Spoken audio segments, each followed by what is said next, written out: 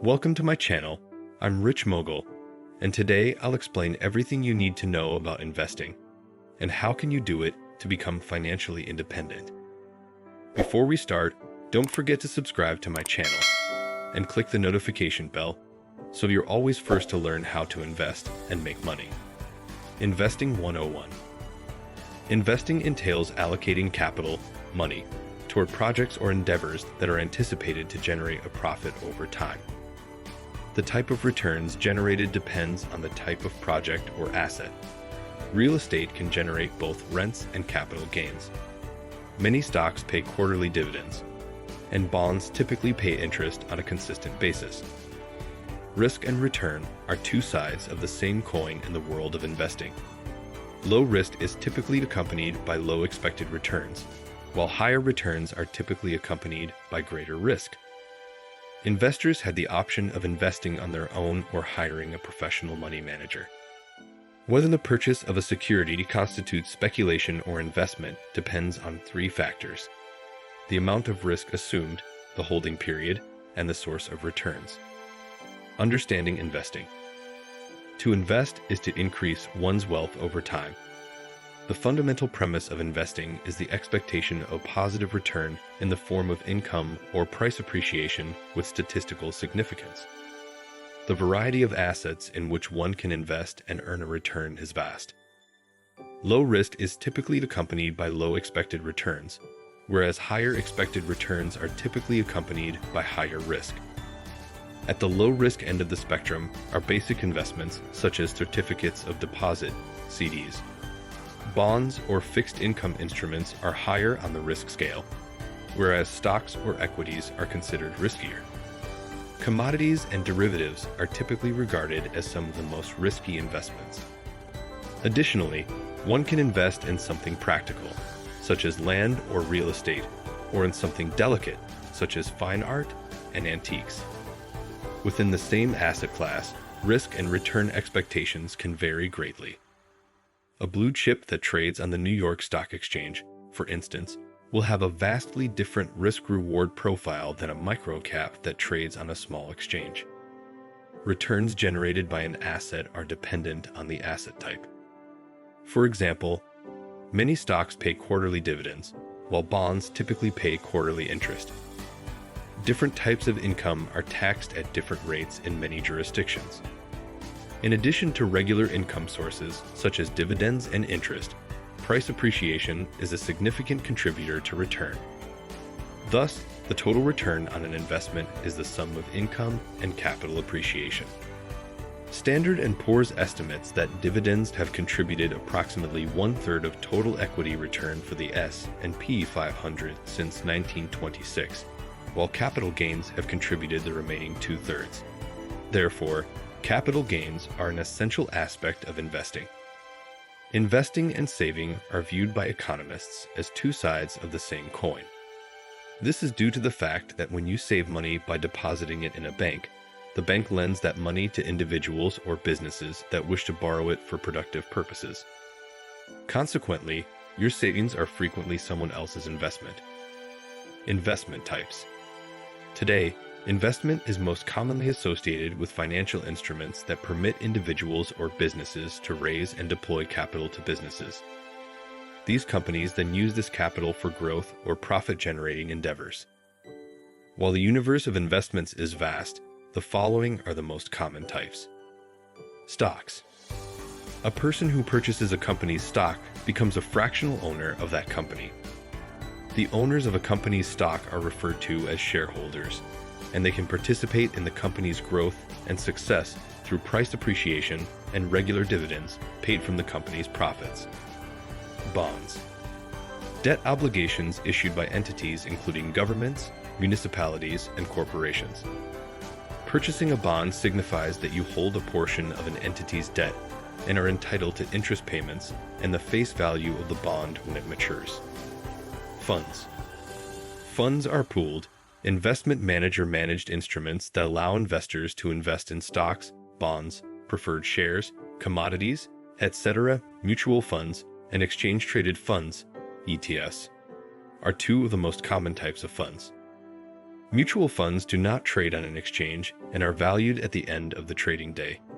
Exchange-traded funds, ETFs, trade on stock exchanges and, like stocks, are valued continuously throughout the trading day. Mutual funds and exchange-traded funds, ETFs, can either passively track indices, such as the S&P 500 or the Dow Jones Industrial Average, or be actively managed by fund managers. Investment trusts. Another type of pooled investment is trusts. In this category, real estate investment trusts, REITs, are among the most popular. REITs invest in commercial or residential properties and distribute a portion of their rental income to investors on a regular basis. REITs are traded on stock exchanges, providing investors with instantaneous liquidity. Alternative investments. Alternative investments encompass hedge funds and private equity as a catch-all category. Hedge funds derive their name from their ability to hedge their investment bets by going long and short on stocks and other investments. Private equity allows businesses to raise funds without going public. Typically, hedge funds and private equity were restricted to wealthy, accredited investors who met certain income and net worth requirements. In recent years, alternative investments have been made available to retail investors through fund structures, options, and other derivatives. Derivatives are financial instruments whose value is derived from another instrument, such as an index or stock. Options contracts are a popular derivative that provide the buyer with the right, but not the obligation, to buy or sell a security at a fixed price within a specified time frame. Typically, derivatives employ leverage, making them high-risk, high-reward investments. Commodities. Metals, oil, grains, and animal products, as well as financial instruments and currencies, are examples of commodities. Either commodity futures, agreements to buy or sell a specific quantity of commodity at a specified price at a future date, or ETFs can be used to trade them. Commodities can be used for risk mitigation or speculation. Investment styles. Comparison. Let's compare two of the most prevalent investment strategies. Active versus passive investing. The objective of active investing is to beat the index through active portfolio management. Passive investing, on the other hand, advocates a passive approach, such as purchasing an index fund, in tacit recognition of the difficulty of consistently outperforming the market. While there are advantages and disadvantages to both approaches, few fund managers consistently outperform their benchmarks enough to justify the higher costs of active management. Growth versus value. Growth investors favor high-growth companies with higher valuation ratios such as price earnings, P/E, than value companies. Value investors seek out companies with significantly lower P/E ratios and higher dividend yields than growth companies because they may be temporarily or permanently out of favor with investors. How to start investing. Now let's take a look at several different ways you can invest your money. The DIY investing. The answer to the question, how to invest, depends on whether you are a do-it-yourself, DIY investor, or would rather have your money managed by a professional. Many investors who prefer to manage their own funds have accounts with discount or online brokerages due to their low commissions and user-friendly trading platforms. DIY investing is also known as self-directed investing and requires a significant amount of education, skill, time commitment, and emotional control. If you do not possess these characteristics, it may be prudent to let a professional manage your investments. Professionally managed investing. Generally speaking, wealth managers oversee the investments of investors who prefer professional money management. As fees, wealth managers typically charge clients a percentage of assets under management, AUM. Professional money management is more expensive than self-management, but these investors are willing to pay for the convenience of outsourcing research, investment decisions, and trading. The SEC's Office of Investor Education and Advocacy urges investors to confirm the licensing and registration of their investment professional. Robo-advisor investing. Some investors make investment decisions based on the recommendations of automated financial advisors. Powered by algorithms and artificial intelligence, robo-advisors collect important information about the investor and their risk profile in order to make appropriate recommendations. Robo-advisors offer a cost-effective method of investing with services comparable to those of a human investment advisor, with minimal to no human intervention. With technological advancements, robo-advisors can do more than select investments. In addition, they can help individuals create retirement plans and manage trusts and other retirement accounts, such as 400 and Onyx. History of investing.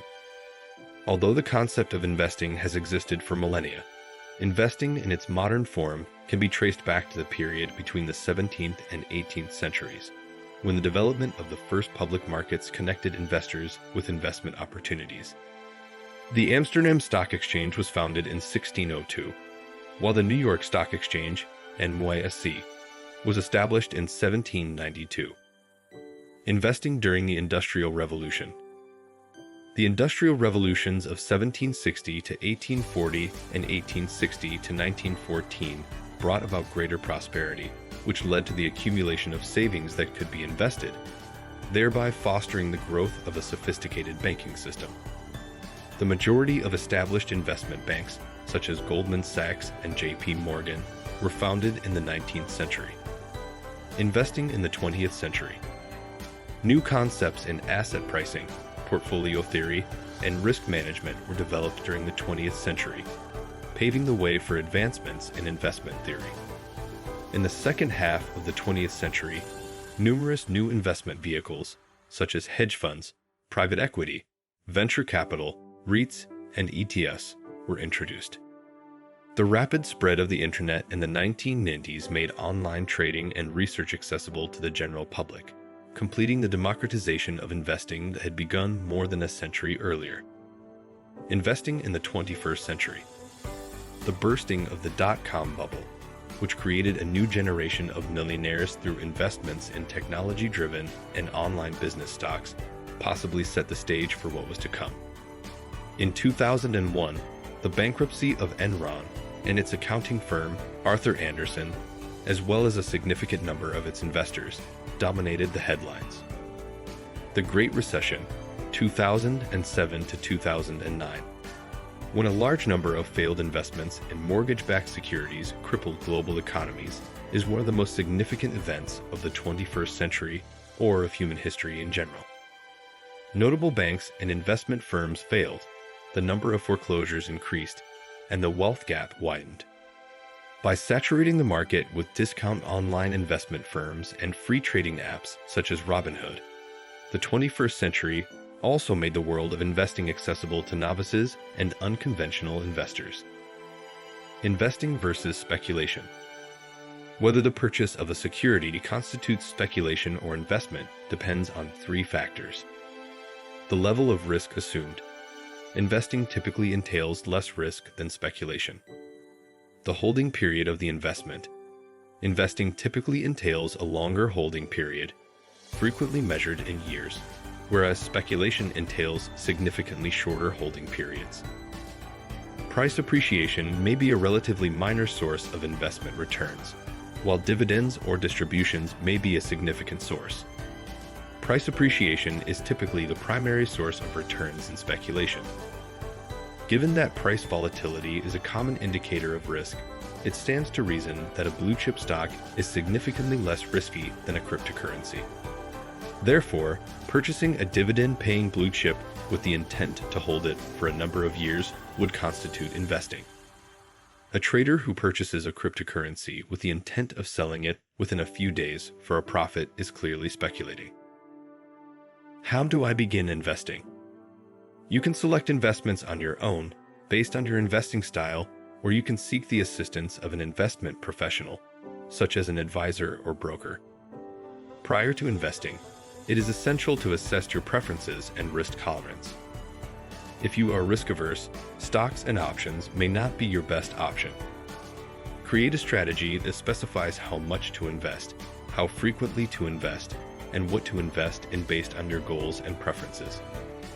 Before allocating resources, investigate the prospective investment to ensure it aligns with your strategy and has the potential to yield the desired outcomes. Don't forget that you don't need a lot of money to get started, and you can adapt as your needs change. Types of investment. There are numerous investment options available. Common investments include stocks, bonds, real estate, and ETFs/mutual funds. Real estate, certificates of deposit, annuities, cryptocurrencies, commodities, collectibles, and precious metals are additional investment options. How can I earn money by investing? Investment is not exclusive to the wealthy. You can invest insignificant sums. For instance, you can purchase low-priced stocks, deposit small amounts into an interest-bearing savings account, or save until you reach a specific investment goal.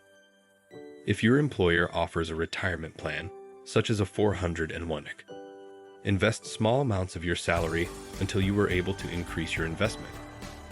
If your employer offers a matching contribution, you may find that your initial investment has been doubled. You can open an IRA or begin investing in stocks, bonds, and mutual funds. Starting with $1,000 is not a small amount. A $1,000 investment in Amazon's IPO in 1997 would now be worth millions.